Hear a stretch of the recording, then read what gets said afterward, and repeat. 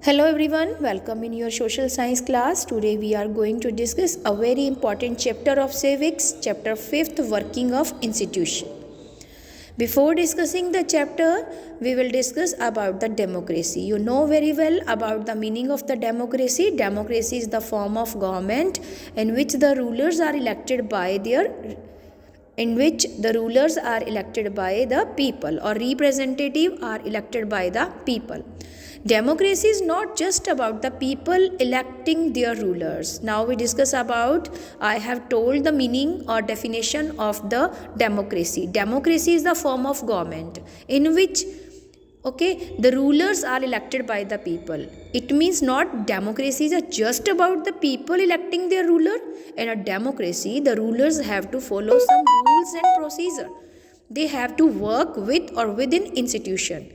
In this chapter is about the working of such institution in a democracy. In this chapter we will discuss not only about that the rulers are elected by the people. We will also discuss about how democracy work and the rulers have to follow some rules and regulation. In this chapter, we try to understand by looking at the manners in which major decisions are taken and implemented in our country. We also look at how disputes regarding these decisions are solved. In this process, we come across three institutions that play a very important role in decision making, and these three organs are: number first, legislature; two, executive; and three, judiciary. We have already discussed about these three institutions in earlier classes, especially in 8th standard. We have already discussed about these three institutions. Here we shall quick summarize those and move on the ask the larger question. In this case of each institution, we ask, what does this institution do? About the working of the institution, working of these institution we will discuss in this chapter. What this institution do? How this institution connect to other institution? What make its functioning more or less democratic? The basic objective here is to understand how all these institutions together carry on the work of government. Sometimes we compare these with the similar institution in the other democracies. In this chapter, we take our example from the working of the national government, called union government, central government. While reading this chapter, you can think and discuss examples from working of the government in your state. Now come to the next topic. How is a major policy decision taken? First, government order. On August 13, 1919, the government of India issued an order. One order was issued by the central government of India. It was called the official memorandum. It was just like you can say as that order was issued or notices was issued in your school by your school authority. Same like it is a memorandum. Like all the government order, it was official memorandum that was issued on 13 August 1919. It was like the another government. Generally, most of time government issues such type of orders. It had a number. Many orders has been issued, or many orders are issued on a single day by the government. So every order is need to put or write the order number or issue order number. So it had a number also, and that is known OM number 360123190 EST. Dated, it was issued on 13 August 1990. The Joint Secretary, it was issued by the Joint Secretary, an officer in the Department of Personnel and Training of Ministry Personnel, and it was issued by the Joint Secretary. Who's the Joint Secretary? The Department of Personnel and Training in Ministry.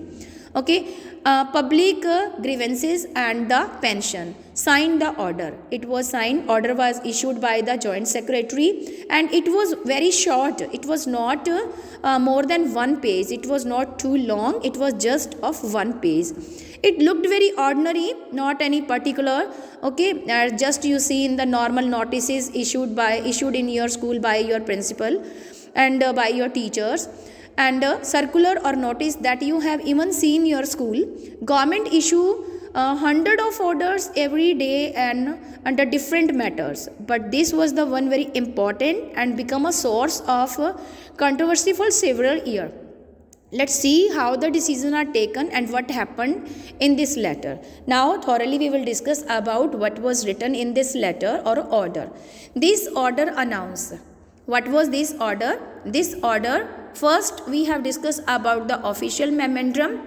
Okay, now we will discuss about the office memorandum. It was an order. In this order, announcement. Okay, there was an announcement. This order announced a major policy decision. It was said that 27% of vacancies in civil services or civil services under the government of India are reserved for socially and economically, educationally backward classes. Okay, 27% seats would be reserved for socially and educationally backward classes. SEPC is another name for those people who are belong to caste that's considered backward by the government. Earlier you know about the two categories, SC and STs, okay, scheduled caste and scheduled tribe, but it was the third caste that belong educationally backward classes, socially and educationally backward classes, okay, different from the first two categories. Okay, it was the third category. Okay, for them 27% of the seats, 27% of the vacancies should be reserved for a third category. The benefit of the job, okay, reservation, okay, it means 27% seat were reserved for SEBC, socially and educationally backward classes. Okay, as you know that a communication issued by an appropriate authority stating the policy or decision of the government. The government issue hundred of orders every day on the different matters. An office memorandum was that belong to a long chain or events. Okay, firstly it was passed by the high authority, then it was implemented by the another minister. So you can see in the picture, it was the official memorandum that was issued by the Joint Secretary, or that was an officer in the Department of Personnel and Training in the Ministry in Personnel. Okay, what was written in this memorandum? 27% seats, 27% of vacancies in civil post and services under the government of India are reserved for socially and educationally backward classes.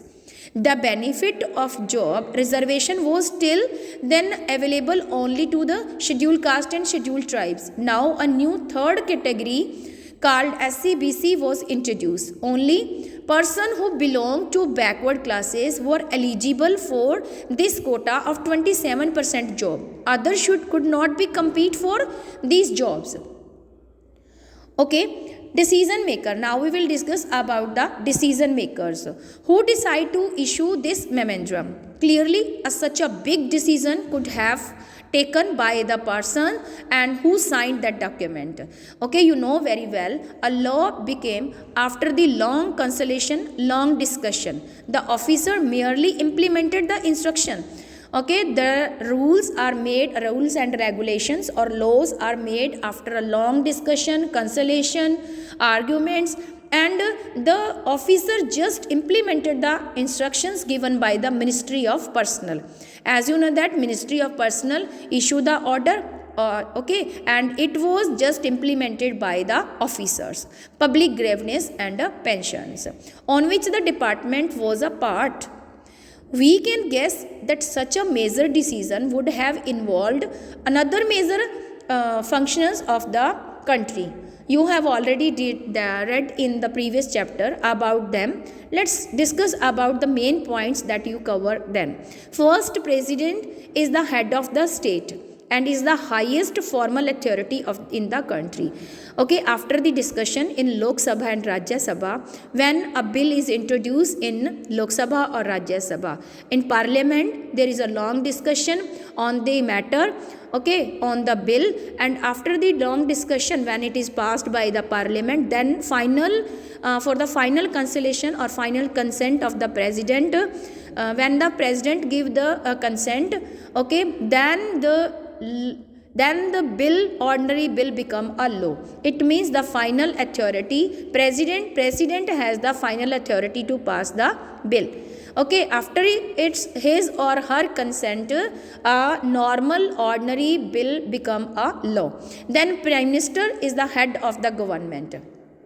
Prime minister is the head of the government, actually exercise all the governmental power.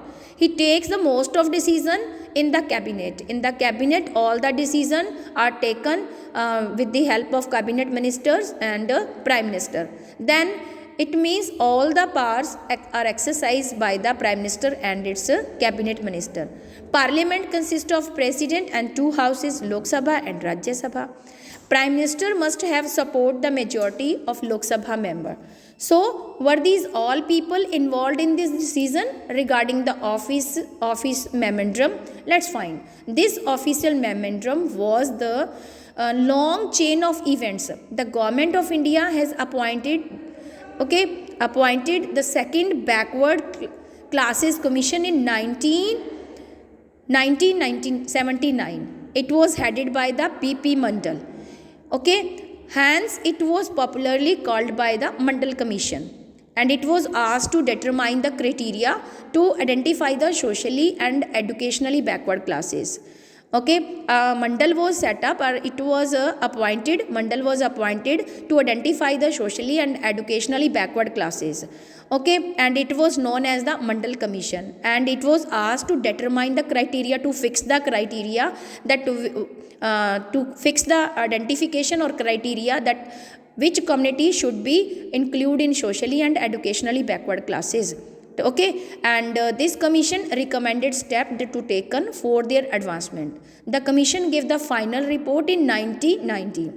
Okay, it is very important to know that the second backward classes commission, first backward classes commission earlier held. We will discuss about the first in later. Okay, in this chapter just we will discuss about the second backward commission. That was appointed in 1979, and its final report were represented in 1918 and made many recommendations.